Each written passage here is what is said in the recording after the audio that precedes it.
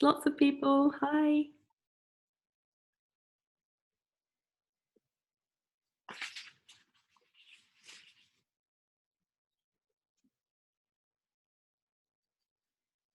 Okay, well, it's just turned 8 o'clock, so I think we'll get started if that's okay. So welcome everyone.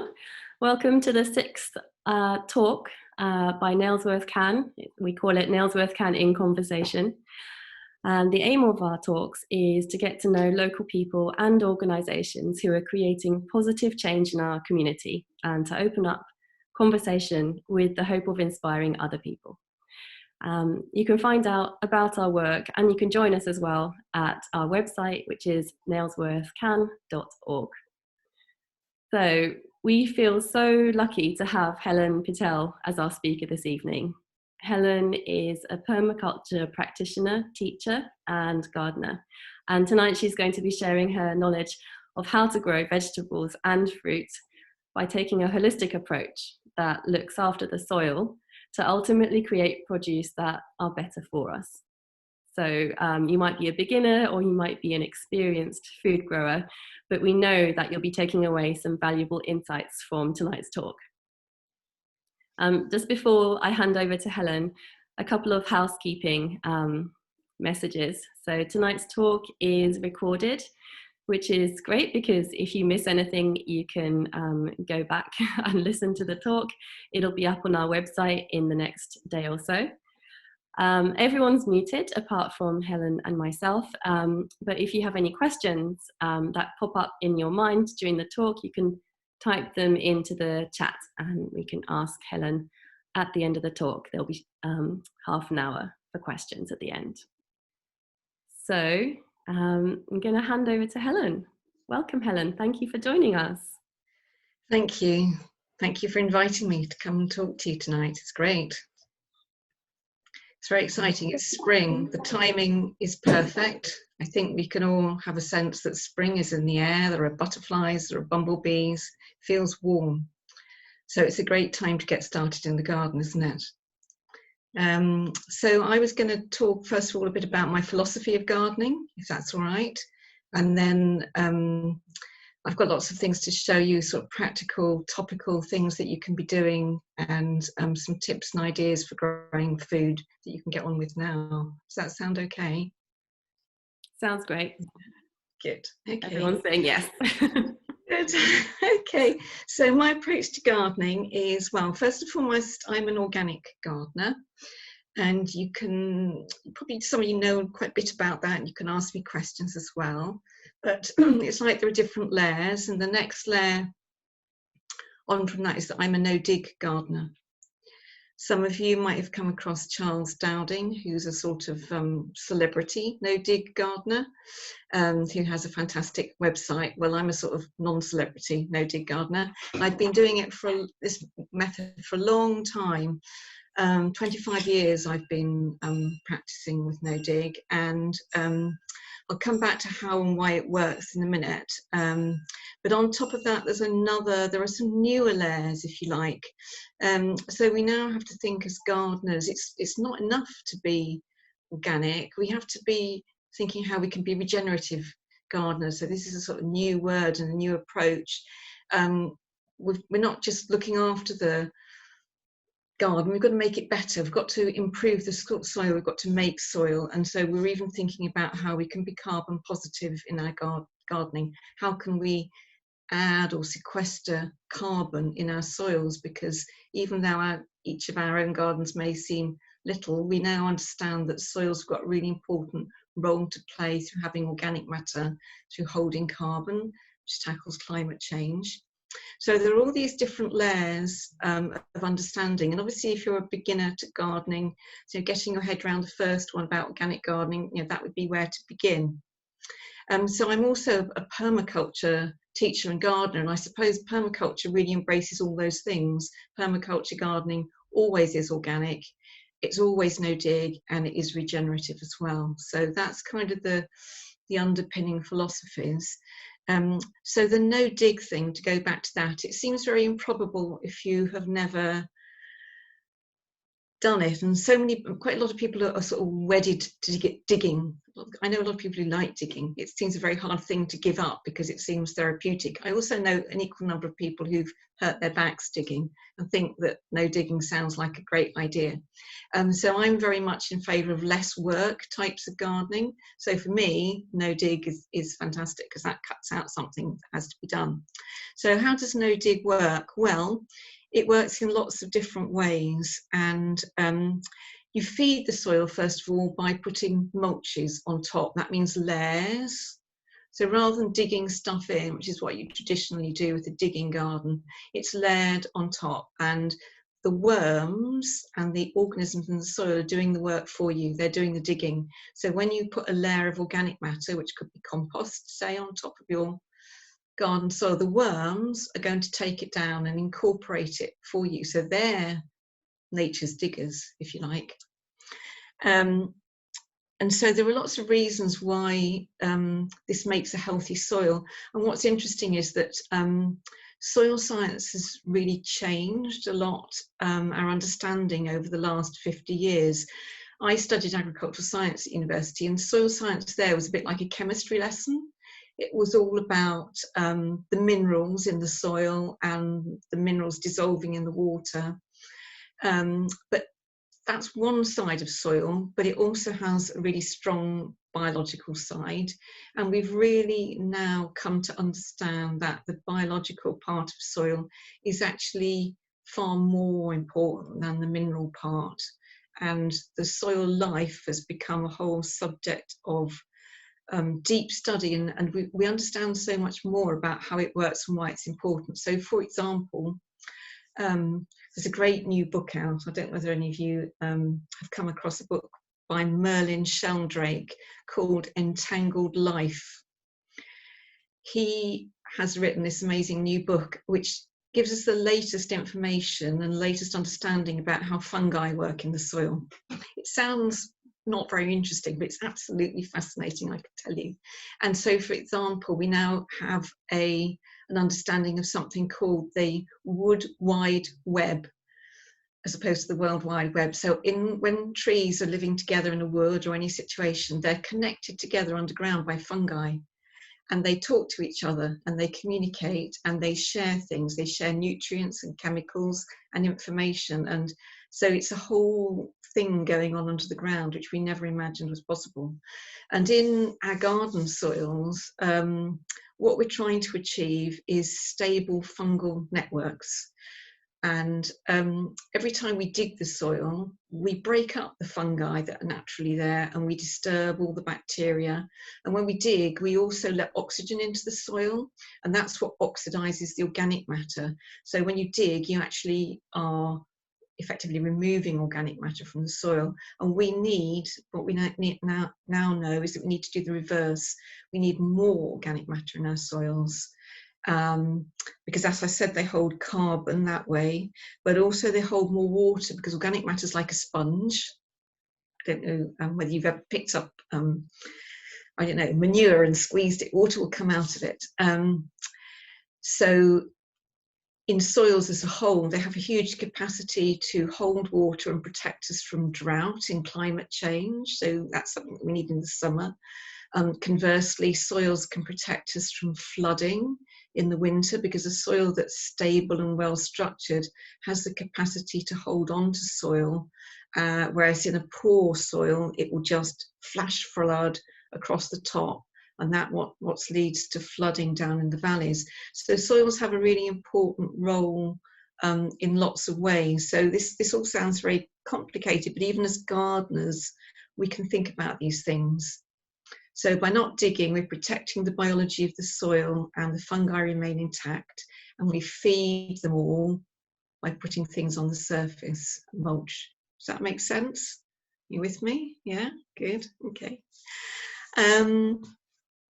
So what could you put on the soil? So you can put leaf mould, well-rotted manure, homemade compost. You can buy municipal compost. You can use compost that you buy if it's organic from the garden centre. Charles Dowding, who I referred to earlier, he uses municipal compost, which is the sort of composting that is made on a big scale. and he in fact mulches his soil quite deeply with that every year. I garden personally without bringing things in, so everything that I use is something that I've made or scavenged on site. So I use a lot of grass clippings and a lot of half-rotted leaves. Grass clippings, I think, are a very underrated resource in the garden. I mean, most people mow their lawns and we mow paths in our meadow, but actually, and we tend to put them in the compost heap, which is okay, but actually you can use them directly around plants as mulch, and the worms will eat the grass and any leaves that are there, and so it all disappears. And I use grass deeply as a mulch around most of my plants, and it works really well. It keeps the moisture in, feeds the worms. So it's worm farming after a fashion. So that's kind of the philosophy of my gardening. There's one other thing I might mention. Some of you might have come across biochar. Have you come across biochar? You heard of biochar? Okay. Well, if you want to supercharge your soil, people have discovered that charcoal, if you look at charcoal under a microscope, it has lots of tiny, tiny pores in it. And if you put finely ground charcoal, first of all, through your compost heap, it gets inoculated with lots of bacteria.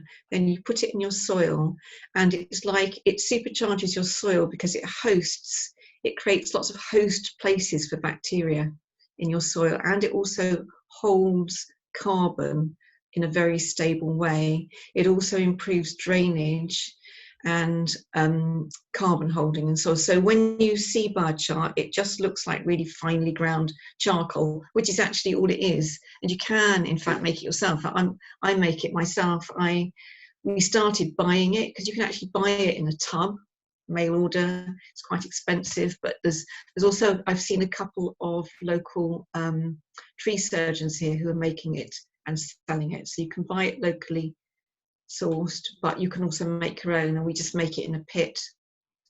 You burn wood at basically very high temperatures, and then you put it out before it's all fully burnt, and that's how you make charcoal. Exclude the air. So that's something to look into if you want to take your gardening up to the next level. Look for biochar. Okay. So so those are kind of the things that I'm thinking of in my gardening. All my gardening is peat-free. I don't know whether you're familiar with the peat-free concept.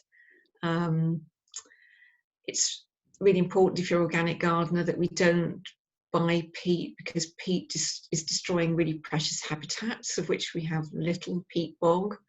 And so if you're buying a compost, at the moment there's one that you can get locally called Melcourt. It's called Silver Grow, and you can get it at Pound Farm. You can usually get it at Nailsworth Garden Centre, and it's very good actually. It works really well, and I use their organic one. They've got two grades, one's organic and one's not, but they're both made peat free and actually made locally as well. Okay. So what I have done is I've picked a few goodies from my garden to show you. So I'm sure you'd like to see something green. We'll start with this. So if you're new to gardening, growing veg, a really easy vegetable to grow is chard. It also comes under the name of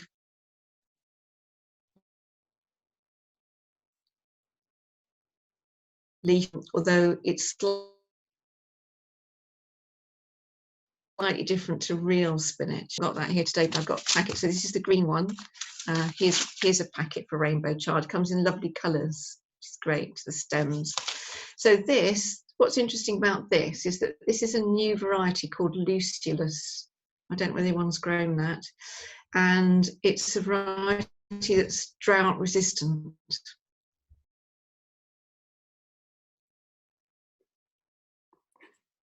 Oh, I think we've had a little frozen moment there. We might need to ask Helen to just repeat that moment when she comes back.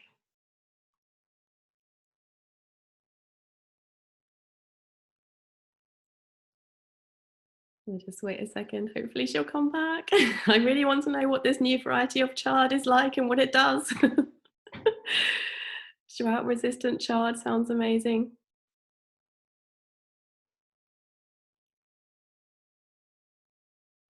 Oh, okay. Hopefully she'll rejoin us in a minute. We've lost Helen. If you have any questions about, I can see there's a question already about biochar, which sounded amazing. Does it need to go through the compost before it's added to the soil? That's a great question. We'll definitely ask Helen. Hopefully she'll rejoin us in a moment.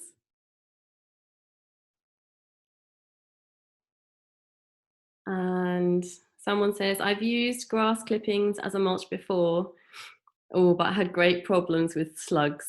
Any hints? That's something that I think Helen said she's willing to talk a little bit about slugs, but she said it's a controversial issue. So I think she's willing to devote about 5 minutes. 5 minutes on slugs. She said it's one of the biggest issues gardeners face, but that it really divides people. And someone else is asking, after growing seeds, how soon can one start to mulch again?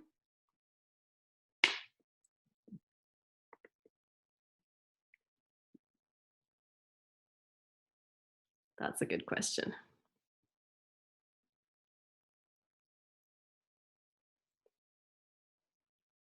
Oh, and someone else said, Simon says, I went to the Charles Dowding day course about 5 years ago, and he did not think his municipal compost was organic. I've since tried to find out more about municipal compost products. They sell it in bags at Horsley Recycling Centre. I did not know that. But Simon says, I'm not convinced it can be organic as it sources domestic garden waste, and not all of that will be organic, which makes sense. Similar will apply to compost at Bisley Composting Scheme. There, Helen's rejoined us. Let's make I'm back. Hi, Helen. Sorry about, I didn't back. We were hanging kind of on the edge of finding out about this chard, this new drought-resistant chard. Okay, can you see me? No. No. We can't see you yet, but I think we'd rather hear you than see you, if that makes sense. If it's but we can see you as well. Okay. Yeah. So that's one that was growing out of doors. This one, however, was grown in the polytunnel over winter. So you can see how much bigger the leaves are from that direction. So the interesting thing about chard at this time of the year, this is the period of the year that we call the hungry gap. I don't know whether you're familiar with that phrase. It's typically a time when there isn't much to eat in the garden. But if you grow chard and overwinter it like this, you'll have heaps of food, heaps of greens like this to eat at this time of the year. So I can really recommend it. It's easy to grow. So if you're a beginner, I'd try chard. The other thing that I wouldn't be without at this time of the year is kale.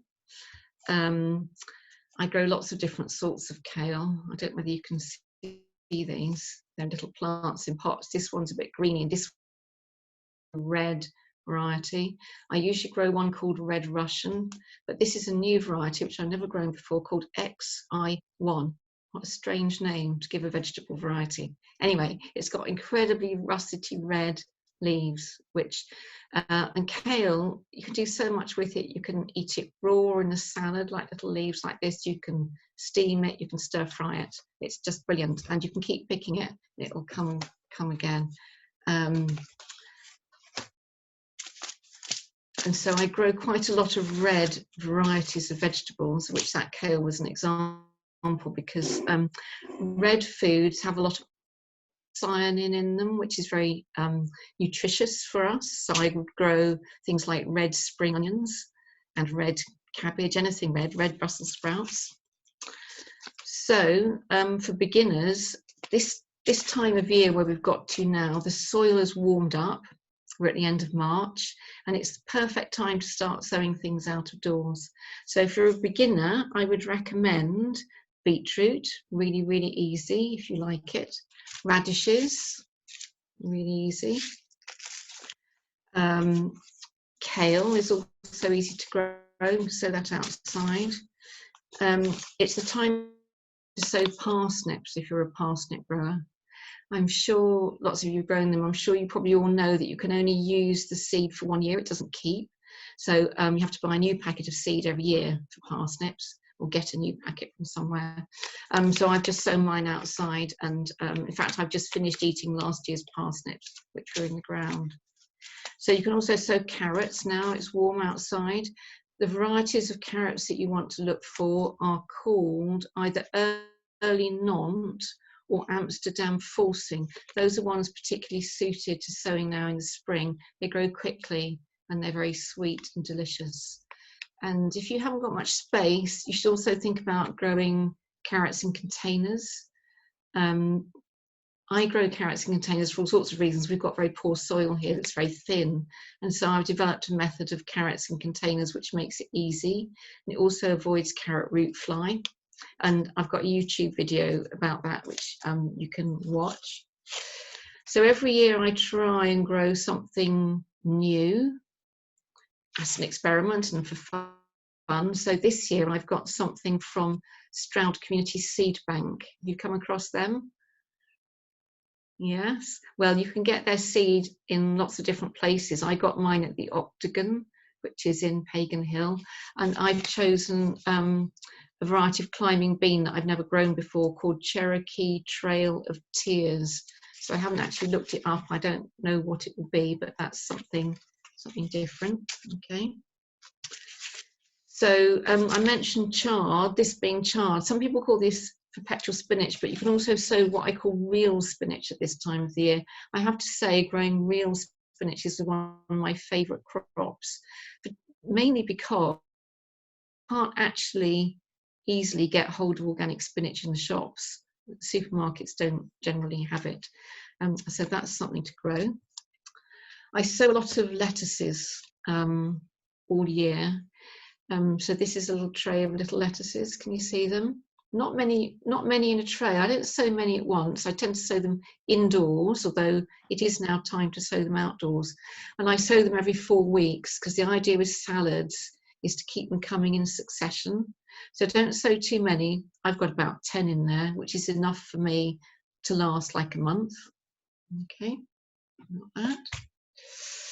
So this is something I was going to show you. I don't know whether any of you have come across coir pots. So this is a tomato growing in a coir pot. I don't know whether you can actually see, but the roots are coming through the bottom of the pot. When we grow things like tomatoes or anything in a plastic pot, there isn't too much air for the roots, and roots do really well when they have plenty of air. And this is why these work very well. I find that plants, quite often when you start plants early like tomatoes, they kind of stagnate. You get so far with them and then they sort of stop growing. And that can be one of two things. It can be lack of nutrients, because the nutrients in the compost have run out. You could liquid feeding would help, but also find that these pots which let more air to the roots get the plants growing again. So those are coir pots, and so you can also get these. This is a peat-free biodegradable pot. So the coir pot, like this pot, you put them in the ground. So when you plant them out, you put the whole thing out, which minimises root disturbance. So these, you used to buy little pots made of peat in the garden centres, but you want to avoid that. These were peat-free, that's an aubergine. But you can also make pots out of toilet roll innards, and you can also make newspaper pots. I make newspaper pots for all my French beans, which I'll be sowing next month. And if you want to learn how to make newspaper pots, Transition Stroud made a lovely video. I was the demonstrator, and it's still online if you look for it. That shows you need to start with a tin and some newspaper, and it shows you how to do it. It's really quite easy. So this is a cucumber plant, which you'll be ready quite soon to go in my polytunnel. It's too soon to put something like that out in the garden, but this variety of cucumber is called Market Moor, which I've been growing for years, and I find it really successful. It grows really well indoors and as an outdoor cucumber, so I can recommend that. And then this is something that I do. I don't know whether you can see these. These are going to be microgreens. Have you grown microgreens? They're not actually going to be green, they're going to be red. This is amaranth. I don't know if you've ever eaten amaranth. It's one of these new grains. I grow it for all sorts of reasons. Gardeners would know it as Love Lies a Bleeding because it's an ornamental plant. It has a very small grain, and last year I saved the seed. This variety is called Red Army. And when you save the seed, the great thing is that you can then sow it the next year as a microleaf. So these will grow, they've only just germinated, until they're big enough to cut off with a pair of scissors, and then you put them in your salad and you've got lovely red leaves, and they're really, really nutritious. And because I saved the seed, it's basically free food, which I like. Nutritious and free. Brilliant. Right, I think that might be the end of the things I was going to show you. What else? I hope I've boggled your mind with too many things. What else could I mention? Yes, so you can see from the things that I'm growing, you know, all this is grown no dig methods. I mean, there's nobody could complain about the size of the produce that's coming from a no dig garden. And we have poor soil here, and so the no dig method works on soils which are even quite difficult, whether you've got a heavy clay, whether you've got a light sandy stony soil like we've got. With the no dig method, with your building up mulches, you're almost gardening on top of your soil, so it kind of overcomes whatever obstacles you've got. There is quite a lot of research going on at the moment about the nutrient value of crops, because one of the things that's been found is that what they call the nutrient density of vegetables that we buy in the shops has gone down over the years. They've actually got less nutrients in them, and there's a push to try and understand this. It can be explained in a number of ways. Most agricultural soils are pretty much dead because they've been fertilized, they've had fungicides and insecticides put on them, so there's no soil life. So the crops are grown with artificial methods in kind of inert soils, not living soils.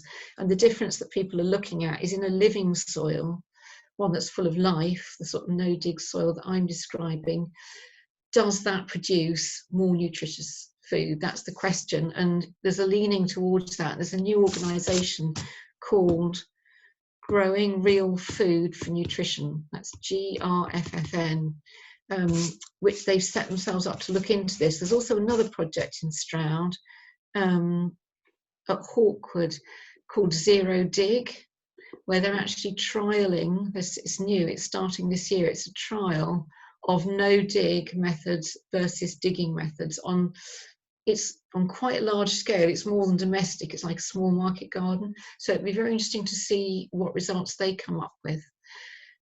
So to look at the nutrient density of food, there's something called a bricks meter. You can actually measure it. And somebody came to my garden last year and did some measuring of my produce and found that I had results that were medium, high, and very high as far as nutrient density was concerned. So that was a good outcome. But it's being turned into more of a proper trial this year, where they're looking at a range of gardens and trying to correlate nutrient density to see whether no dig actually improves it. So that's quite an interesting piece of research to watch for, I think.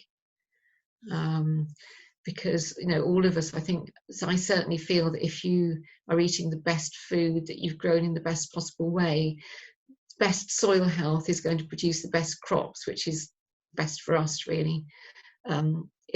It's all connected. So if someone's gardening exclusively in containers, and they're bringing in their soil as compost, for example, how long can they expect to use that soil before the nutrient levels get too low for good growing? And that's a good question. It depends a bit on the size of the container. If you're talking about something quite small, like a small flower pot, that would fairly soon run out of nutrients, and in about maybe 4 to 5 or 6 weeks after you've started, you'd need to be supplementing with some liquid feed. But I grow, for example, my carrots in very large water tanks that have come off free cycle, really big tubs, and those I feed by mulching on the surface with compost. So between every crop, a mulch goes on the surface, which the worms will then take down. So it's very much creating a system on a bigger scale that's like the soil. But I would use, even on them, I'd use some liquid feed. I make my own liquid feed with nettles. I don't know whether you're familiar with that, making comfrey and nettle liquid feed. Have you done that?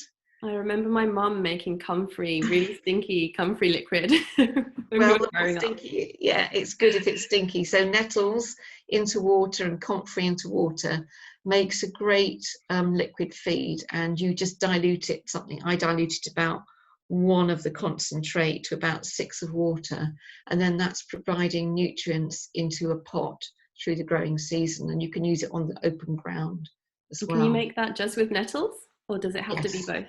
No, just with nettles is fine. And so most of us have got access to nettles. Even in the city, you can find them growing. So yes, that's easy to do. So I think, so to go back to the original question, you'd need to be more alert about nutrient supply in a small pot than in a large pot. We've got tons of questions in the gosh. chat. Richard's asking, after sowing seeds, how soon can you start to mulch again? Yes, well, that's a good question, and it's an important one, because you need to avoid putting mulches onto very small seedlings. That combination doesn't work. You have to wait till plants have grown up. So, for example, when a kale plant gets to this sort of size, then you can start to mulch around it. But if it was smaller than that, I wouldn't, because mulches, they can keep so much moisture in that the little plant will rot. They can encourage things like slugs. So so you have to wait until your plants have grown up a bit. So it depends what your crop is, Richard. I mean, a kale crop like this would be, I don't know, 6 weeks in to it after germination. Okay, and when you would have thinned them out, so you've got individual plants like that. Okay. There's a question about biochar. Sue says, can you put biochar directly on the soil, or do you have to put it through the compost first? And I'd like to know how long it has to live in the compost as well. Okay, it's recommended that you put it through the compost, because if you put it straight onto the soil, because it's got all these vacant spaces for microorganisms in it, what it effectively will do will almost suck out the microorganisms from your soil. It will steal them to fill its spaces. So it's much better to, by putting it through the compost, if you like, is a ferment of bacteria. Anyway, that's what's happening. That's how compost makes itself. It's how it makes its heat. So there's masses of bacteria there, and they're readily available to inoculate it. So it means that when it goes onto the soil, it's already full of bacteria. It's not going to pinch the bacteria from your soil. So the other thing that you could do, instead of putting it through the compost, you can pour, if you collect human urine, which is a great source of nitrogen, and when it starts to go smelly of bacteria, if you pour that onto the biochar, it is quite smelly, and leave it, that also inoculates it. Or you can put the biochar in the compost and pour urine on, so do both. That's really good. Okay. Great. There's someone's saying how great the chard variety is that you recommended. I don't know how you pronounce it. Is it Lucullus? Lucullus, I pronounce it. Lucullus. Yes, yes. Rosalind says she's grown it for several years and it's great. It's easy and reliable and good to eat. And she covers it in fleece in late autumn, and she has small pickings over the winter. And then it produces fresh new leaves in spring before anything else gets going. So filling that gap, just like you said. That's great, isn't it? It's fantastic that someone else has trialed it. Brilliant, thank you. Isabel's asking about raised beds and permaculture. So what can permaculture principles tell us about how we should garden with raised beds? Yeah, so raised beds is one approach for no-dig gardening. I mean, you can do no-dig gardening just completely on the flat, like if you just had a flat bed, that's also possible. Things about no-dig gardening is that we try not to walk on the soil, because every time we tread on the soil, we're compressing it and pushing out the air and destroying the natural structure. So by having beds, and they don't necessarily even need to be raised, they can have sides, but with paths in between and narrow beds that you work, mine are 1.2 meters wide, it means that you're working from the edge. And it also means that you can plant more intensively because you're not actually allowing space to walk among the vegetables. You can have them much closer together, so your plant denser, so it's almost more productive, but you have this space for walking. So so that's how you, and your beds become raised because you're constantly making soil, you're putting surface mulches on, which is building up the soil, it's making soil, so they get higher and higher, so they become raised, whether or not you have boards on the side if you wish, it's optional. Does that make sense?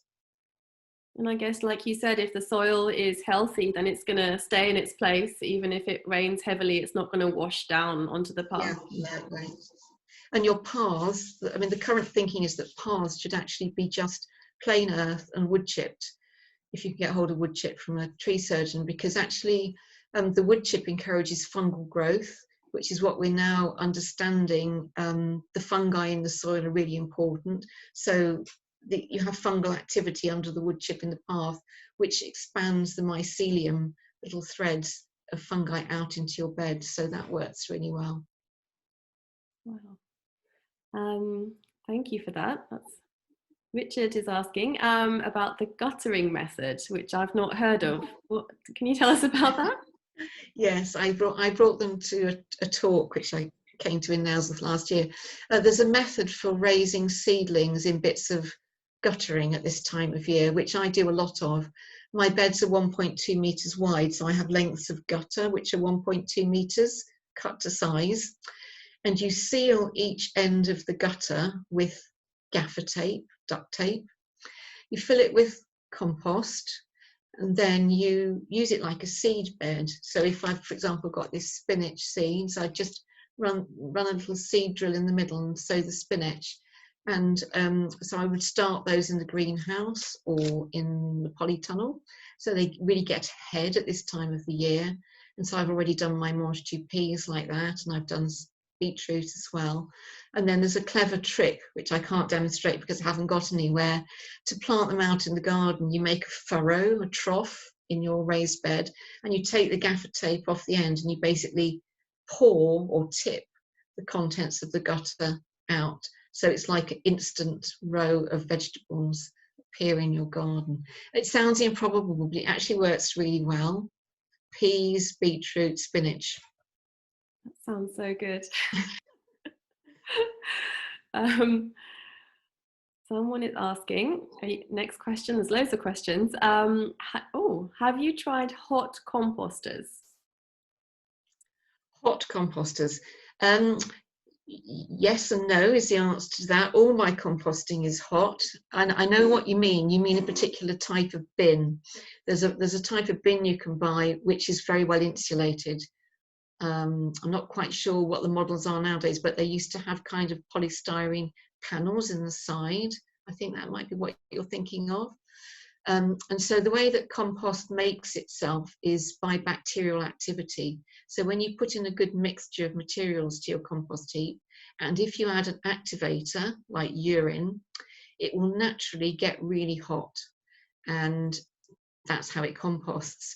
But what you tend to find is that the middle will tend to get very hot and the sides will stay cooler, which is one of the reasons people turn compost, because you get better composting in the middle than the outside. So I think the idea of the hot composting bin is simply that because it holds heat, it means that you get a more even hot composting in your material. So I think it's good if you'd like to get one, but they're not essential, is what I would say. You could do hot composting without a hot compost bin. Brilliant. Gosh, it's so interesting. And I think you've just answered Isabel's question. She was asking about urine, and you've helped solve a childhood mystery, because my dad he was collecting this at one point, and I remember this bottle in the toilet and wondering, what is he doing? And he said it's for the garden. Now it all makes sense. So yeah, that was the sorry to interrupt. Yeah, that was the French. They mix nettles and urine. So they fill a bucket with nettles and then they urinate in it, and then that's why I said urine. Yeah. For the nettles. Thank you, Isabel. Cam says, Eat on the Wild Side by Joe Robinson is an excellent book on nutrient density of fruits and vegetables. Oh, great. I don't know that one. Thank you. Thank you. And Georgia's asking, do you add mulch over winter, and how long should you leave it? Okay. Well, do you add mulch over winter? There are two different schools of thought about mulching before the winter. One school of thought is that it will actually protect the soil surface, which is great, protect it from heavy rain, from being eroded. There's the other school of thought is that if you put mulches on over winter, you actually can lose nutrients from them because the rain might leach them away. I think I sit in both camps. My feeling about mulches is that you should use them when you've got them available. So if you've got something ready, if it's compost or well-rotted manure or leaf mould, whatever you've got, I'd use it then. To me, the soil always welcomes a covering. So I think it's okay to do it in winter if you've got it. Yes. Brilliant. And then Rosalind says, she says, presumably you would not agree with green manures as they have to be dug in. So over the winter, would you, so it's another winter mulch question, but that point about the green manures, is that something a no-dig gardener wouldn't use? Not at all. We use green manures all the time. So what do we do with them? So I do several things. If it's something like an annual crop like mustard or phacelia, which are both grown as green manures, basically I would just pull them when they've matured and produced lots of biomass, when they're about this big, I'd harvest them, pull them away, and I'd put them in the compost. So that way their organic matter enters the system. You could dig them in. I mean, when we say a no-dig system, it doesn't mean that you never dig, because, for example, you're digging to get leeks, potatoes, carrots, parsnips out of the ground. So there are times that when you will cultivate the soil. So if, for example, you've grown a perennial green manure like alfalfa, or lucerne it's called, or one of the clovers, again, traditionally you dig them in, and you could indeed dig them in, or you could simply pull them out. I would pull them out, or just fork them out and put them in the compost, or leave them on the surface to rot. So definitely, so growing green manures is a really positive thing, because the soil's resting, and at the same time you've got good soil structure and root growth, but you're producing lots of greenery or biomass which goes into the compost. So it's win-win. Brilliant. We've got a question about wood chip. Can we put small amounts of wood chip in our compost? That's an interesting question, and I'm having to relearn about wood chip. In fact, we're all learning a lot more about wood chip than we ever knew. There were rules that we used to have about wood chip: never put it on the vegetable garden, never put it in the compost, because we used to say it would cause what's known as nitrogen robbery, because when it starts to rot, it sucks up nitrogen from the soil. However, we're rethinking its role and importance, because what we've discovered now is that actually wood chip is really good for promoting fungal growth, and we've understood how important fungi are in the soil. So people are starting to use this. Well, there's two approaches to wood chip. One is well rotted wood chip, and the other is fresh wood chip. So well rotted wood chip is fine on a vegetable garden. So I have my paths which are wood chipped, and eventually what happens over a period of about 2 or 3 years is it rots of its own accord. So then what I do is I scoop it up and put it onto the beds just as a surface mulch, and then I put chip on the paths. So that's a great way of using it. Okay, and so but people are experimenting with putting fresh wood chip onto the soil where you're growing vegetables, but there are also different sorts of wood chip. So some wood chip contains a lot more green leafy material in it, whereas other is very sort of tree trunk fibrous type of wood chip. So there's different sorts. So the more fleshy sort can more easily be used as a surface mulch, and that could more easily go in the compost. So I think the answer is actually no. People are starting to do this, and I don't for fact know what the answer is. I think you'll have to ask me in a few years' time and we'll know more. It's great that there's all these different trials going on. Yeah.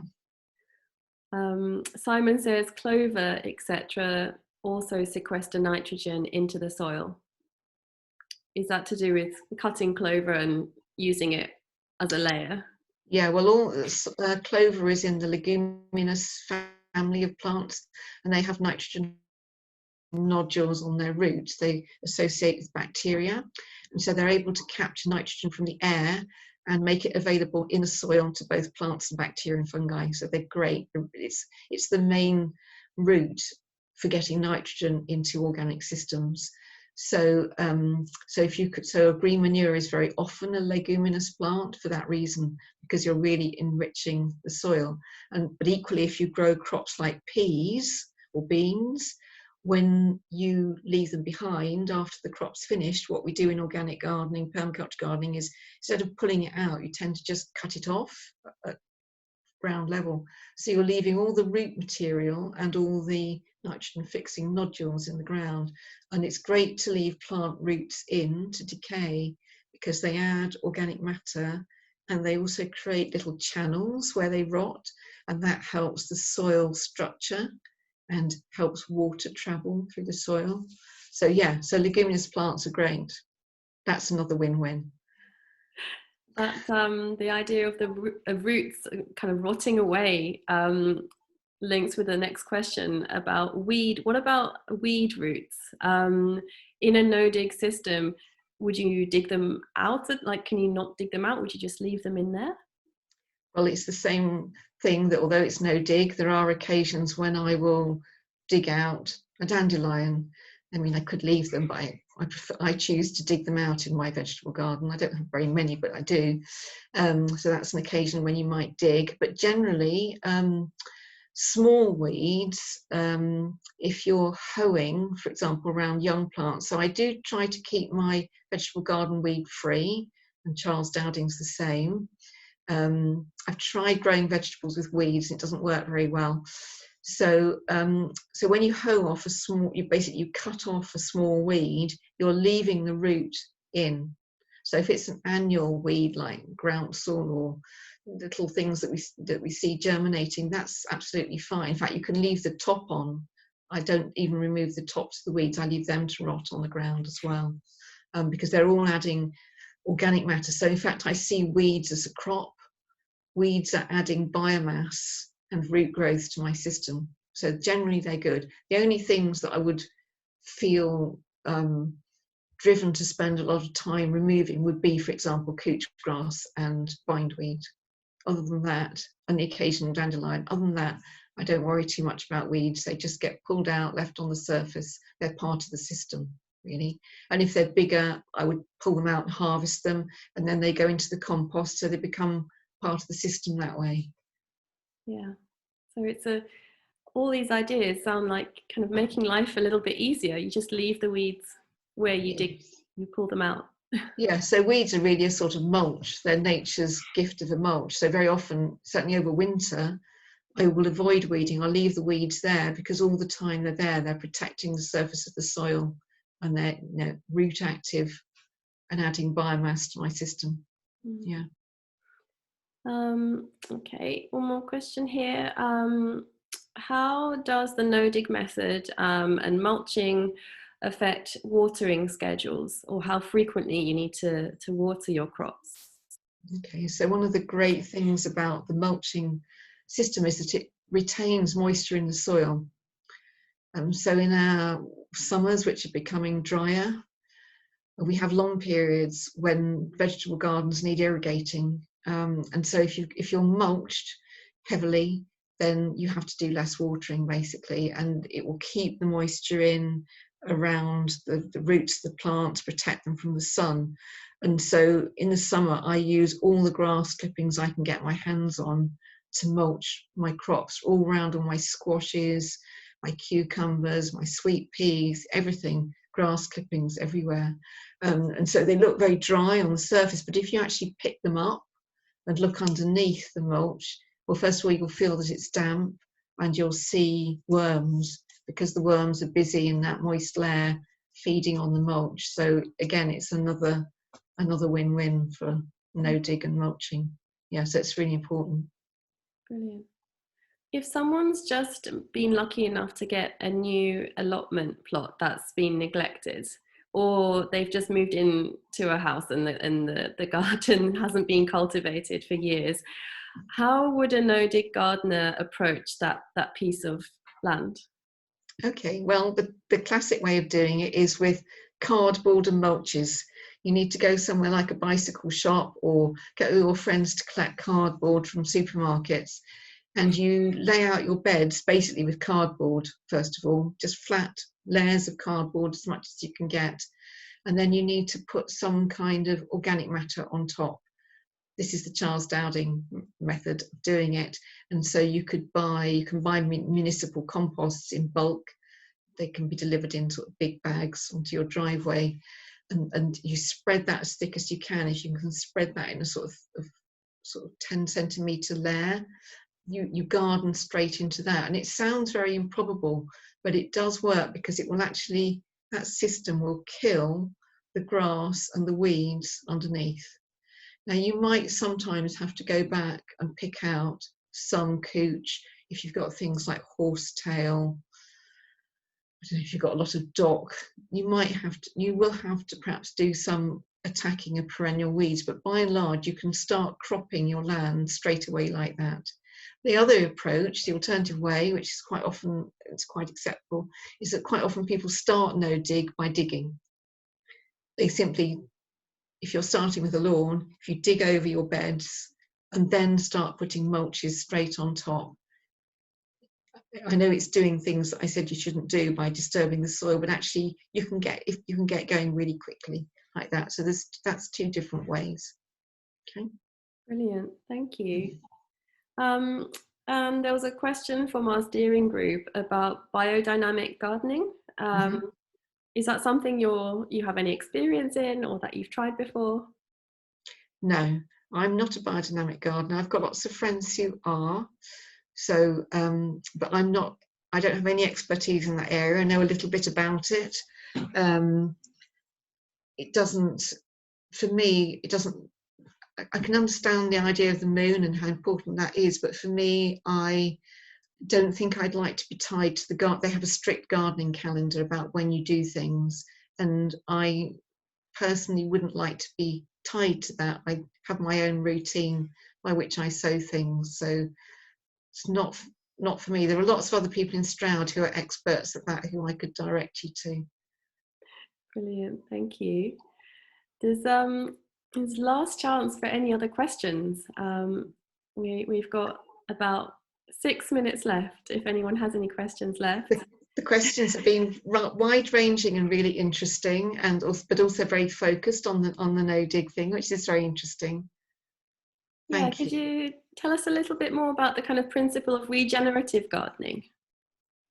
Well, it's really what we've been talking about. It's like going the extra mile to think about how what we do, we're just part of a bigger system, aren't we? So gardens seem very small, but I mean, if you, for example, if you think of a conurbation like London, I've forgotten the statistics now, but London's largely made up of small gardens. And if everybody took this approach, because not only is what I've been describing good for crops and growing things, but it's also good for wildlife, because gardens that are managed like this are alive with nature and wildness and insects and reptiles and amphibians. So it enriches the life everywhere. So it's like all these extra layers are there, and although they all seem like small islands, if everybody was doing this, it would make some contribution. We all face a challenge, challenging times that we're in, and I personally feel that even though it's a small plot, I do what I can because it matters to me. I feel I'm making a difference here. Yeah, absolutely. Yeah. Okay. Oh, there's more questions than we have time for now. There's a question about what are your thoughts, Helen, on how organic municipal, I can't say that word, municipal waste is? Yes. Sorry, could you say the question again, please? So how organic when we think of municipal waste, would you consider it to be organic, or where does that lie when you're trying to have a fully organic garden? Yes, well, that's a good question, which I often debate, because, for example, Charles Dowding uses a lot of municipal compost, and he classes himself off as organic. So, but it's quite right to say that the things that enter the system from municipal compost are very mixed. You've no idea what the origin or provenance of the ingredients that are going in are. And so you could say the same if you go up to Bisley, for example. If any of you have been to the Bisley Municipal Composting Village Composting Scheme there, I'd really recommend a visit if you can do it. See Leslie Green, see how they operate. The same applies there. They don't have any control over the green waste that comes in. It's from people's gardens in the villages. But they produce this most amazing compost on a large scale, which certainly I would say to myself, strictly speaking, it's probably not fully organic. But when you see how they make it and how well it's composted and how beautiful it is when it comes out, and they've had it tested to show how high it is in nutrients, and I've used it here, I've been and fetched it, and anyone can go and fetch it and use it in their pots under some mulch, and it's brilliant stuff. So I think personally, I would make allowances for that. I think if you're, for example, if you're a registered organic grower, if you're a professional producer and you have the Soil Association symbol, then you have to be really careful about your inputs. But I think as gardeners, personally, I'm happy making that sort of compromise to use, the Bisley compost. I'm quite happy with that. Yeah. Does that answer it? A bit roundabout. I think so, definitely. Yeah. People are saying yes. Yes. Yes. Oh, Helen, you have to make your own judgment about it, really. Yeah. We've come to the end of our time. That was so interesting. I've got a whole page of notes from your talk, and I think everyone's probably feeling equally inspired about getting planted and getting stuck in this weekend. So thank you so much for sharing your knowledge, and we've got people clapping. And just to let everyone know that we have some exciting talks lined up in the coming weeks and months, so just keep checking our social media. and those will be announced there soon. And Helen, thank you again for sharing everything you did with us tonight. Well, thank you for having me. It's been a pleasure.